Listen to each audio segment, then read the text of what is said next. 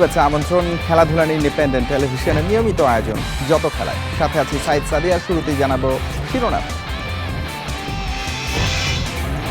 মিরপুরে প্রস্তুতি ম্যাচে সাইফের সেঞ্চুরি, তাসকিনের 4 উইকেট। টাইগার স্পিন নিয়ে হোমওয়ার্ক করে এসেছে কিউইরা।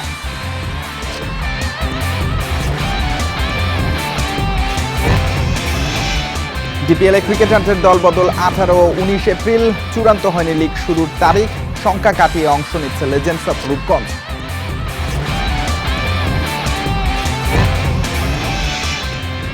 আন্তর্জাতিক মানে ফিরছে শহীদ চান্দু স্টেডিয়াম।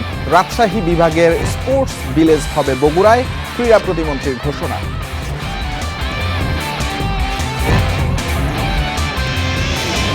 আলফাজকে সরিয়ে সেন্টুর অধীনে মোহামেডানের অনুশীলন। ব্যর্থতার চক্র ভেঙে অবস্থানে উন্নতি চান কোচ ও টিম লিডার।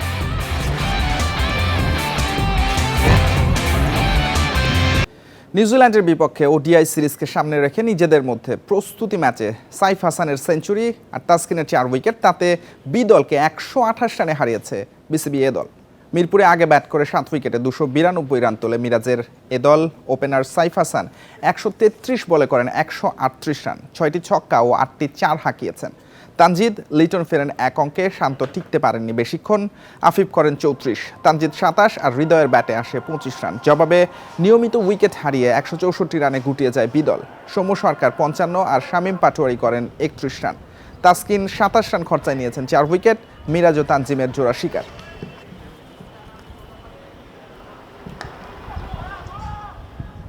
ঢাকা প্রিমিয়ার লিগে ক্রিকেটারদের দলবদল হবে 18 ও 19 এপ্রিল। সংবাদ বিজ্ঞপ্তি দিয়ে জানিয়েছে বিসিবি। লিগে অংশ নেওয়া 12 দলের নাম ঘোষণা করেছে ক্রিকেট বোর্ড।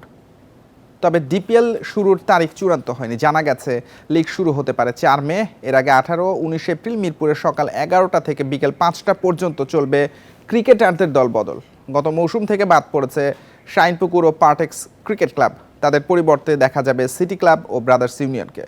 খেলা হবে সিঙ্গেল লেগ পদ্ধতিতে, থাকছে না রেলিগেশনের নিয়ম। এদিকে শঙ্কা থাকলেও ডিপিএলে নিজেদের অংশগ্রহণ নিশ্চিত করেছে লেজেন্ডস অফ রূপগঞ্জ। তবে দলের সঙ্গে চুক্তি হওয়া জাতীয় দলের ক্রিকেটারদের ছেড়ে দিয়েছে ক্লাবটি। বেশ কিছু ক্লাব কম বাজেটে দল গঠন করবে বলে জানা গেছে।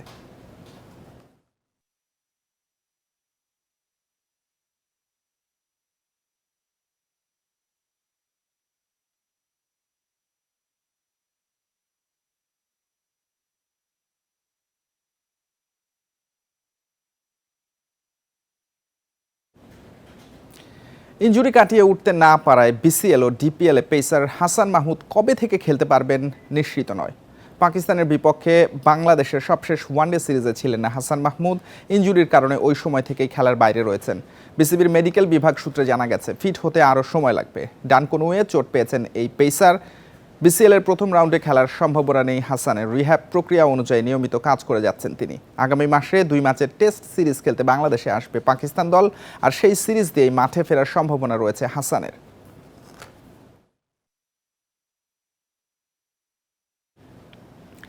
আবারও আন্তর্জাতিক ক্রিকেটের আবহে ফিরতে যাচ্ছে বগুড়ার শহীদ চান্দু stadium.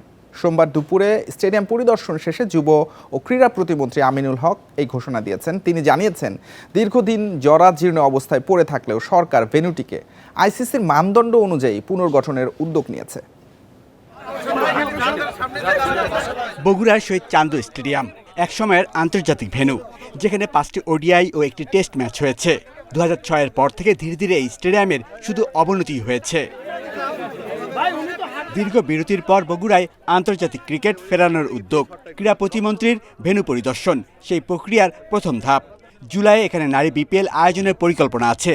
Floodlight, dressing room, gallery এবং ড্রেনেজ সিস্টেমের যে জরাজীর্ণ অবস্থা, সেগুলো সংস্কারের জন্য এরই মধ্যে জাতীয় ক্রীড়া পরিষদ ও মন্ত্রণালয় কাজ শুরু করেছে।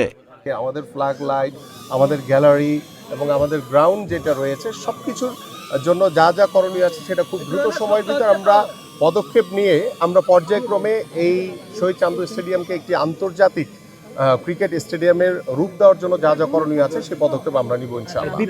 দেশের কয়েকটি অঞ্চলে আন্তর্জাতিক মানের ইনডোর সুযোগ সুবিধা সম্বলিত স্পোর্টস ভিলেজ নির্মাণের পরিকল্পনা সরকারের। এর মধ্যে রাজশাহী বিভাগের স্পোর্টস ভিলেজটি হবে বগুড়ায়। আগামী জুন মাসের অর্থবছর থেকে প্রকল্পের দৃশ্যমান কাজ শুরুর সম্ভাবনা রয়েছে। এছাড়া মাঠ সংরক্ষণ ও ভবিষ্যৎ প্রজন্মের জন্য খেলার পরিবেশ তৈরিতে প্রধানমন্ত্রীর কার্যালয় থেকে গঠিত বিশেষ কমিটির কার্যক্রমের কথাও তিনি উল্লেখ করেন। কিভাবে আমাদের খেলোয়াড়রা সুযোগ সুবিধা পাবে, কিভাবে খেলোয়াড়দের জন্য আমরা আমাদের জায়গা থেকে সুযোগ সুবিধা আমরা দিতে পারবো, সেই বিষয়গুলো নিয়ে ইতিমধ্যে আমাদের ক্রিকেট বোর্ডের তাদেরকে নির্দেশনা দেওয়া হয়েছে। তারা ইতিমধ্যে কাজ শুরু করেছে। স্টেডিয়াম সংরক্ষণ ও রক্ষণাবেক্ষণে বর্তমান সরকার প্রতিশ্রুতি রক্ষায় বদ্ধপরিকর।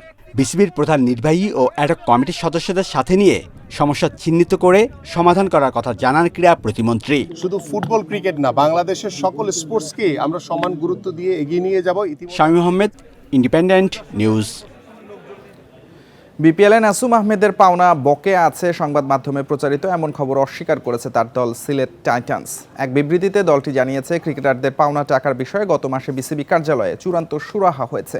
বি ক্যাটাগরি ক্রিকেটার নাসুমের পাওনা ছিল ৩৫ লাখ টাকা, যার পুরোটাই সিলেট টাইটান্স পরিশোধ করেছে। নাসুমের অনুরোধে তার প্রাপ্য অর্থ নগদে পরিশোধ করা হয়। তিনি ব্যাংকের মাধ্যমে না দেওয়ার জন্য শুরুতেই অনুরোধ করেন। অগ্রিম হিসেবে প্রদত্ত চেকগুলো অন্যরা পেমেন্ট বুঝে নিয়ে ফেরত দিলেও নাসুম তা এখনও ফেরত দেয়নি বলে অভিযোগ করে সিলেট টাইটান্স। আলফাজকে বরখাস্তের পরদিন নতুন কোচ সেন্টের অধীনে অনুশীলন করেছে মোহামেডান স্পোর্টিং ক্লাব। কোচ পরিবর্তনকে স্বাভাবিক মনে করছেন নতুন টিম লিডার আমিরুল ইসলাম বাবু। দলের টানা ব্যর্থতা নিয়ে তিনি চিন্তিত, আর লিগে অবস্থানের উন্নতি একমাত্র লক্ষ্য জানিয়েছেন নতুন কোচ সেন্টু। বাংলাদেশ ফুটবল লিগে টানা ব্যর্থতায় মোহামেডানের সাবেক খেলোয়াড় ও কোচকে হঠাৎই বরখাস্ত করেছে ঐতিহ্যবাহী ক্লাবটি। আপাতত দলটির দায়িত্ব সামলাবেন সহকারী coach Abdul Qayyum Sentu. Team leader হিসেবে আমিরুল ইসলাম বাবুকে দেয়া হয়েছে দায়িত্ব। কোচকে হঠাৎ বরখাস্ত করার বিষয়টিকে তার ব্যর্থতা বলেও উল্লেখ করেছেন তিনি।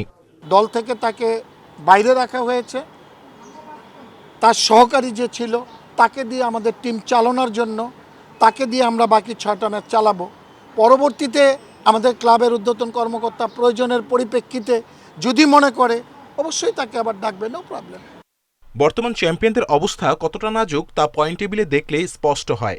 10 দলের লিগে 12 ম্যাচ শেষে মাত্র 11 পয়েন্ট নিয়ে মোহামেডান এখন 7ম স্থানে। নতুন কোচের লক্ষ্য অবস্থার উন্নতির। জাদুর তো কোনো কাঠি থাকে না, তবে ওনার আলফাজ ভাই যেরকম ছিল ওনার হয়তো একরকম থিঙ্কিং থাকতে পারে, আমার হয়তো একটু ডিফারেন্ট থিঙ্কিং থাকতে পারে। এই থিঙ্কিংটা নিয়ে কাজ করে যতটুকু আগানো যায়, এখানে তো নতুন কিছু করার খুব বেশি সুযোগ নাই, তো চেষ্টা করবো আমরা ইনশাল্লাহ, অবশ্যই ইনশাল্লাহ ভালো কিছু করার জন্য। এমনিতেই খেলোয়াড়দের বেতন না দেয়া নিয়ে সমালোচনায় জর্জরিত মোহামেডান। 5 মাস বেতন বকেয়া থাকায় খেলোয়াড়দের মনোবলে ধাক্কা লেগেছে। নতুন ম্যানেজমেন্টের এমন সিদ্ধান্তে হতাশা প্রকাশ করেছেন খেলোয়াড়রাও। Kamrul Hasnat, independent news, Dhaka. জাতীয় দলের আন্তর্জাতিক ব্যস্ততা থাকায় এবার স্বাধীনতা কাপ আয়োজন নিয়ে দেখা দিয়েছে সংশয়। মে মাসের 3য় সপ্তাহ শেষ হবে বাংলাদেশ ফুটবল লিগ, আর 1 জুন থেকে শুরু হবে 2026-27 মৌসুম। তাই মাঝে স্বাধীনতা কাপ আয়োজন সম্ভব নয়। 19 মে ফেডারেশন কাপের ফাইনাল হবে কিংস অ্যারেনায়। সোমবার বাফুফে ভবনে লিগ কমিটির সভা শেষে এই কথা জানিয়েছেন কমিটির ডেপুটি চেয়ারম্যান জাকির হোসেন। সভায় অনলাইনে যুক্ত হয়েছিলেন লিগ কমিটির চেয়ারম্যান ইমরুল হাসান। আগামী মৌসুমেও লিগ ফেডারেশন কাপের পাশাপাশি স্বাধীনতা কাপ, সুপার কাপ রেখেই খসড়া বর্ষপঞ্জিকা তৈরি করা হয়েছে।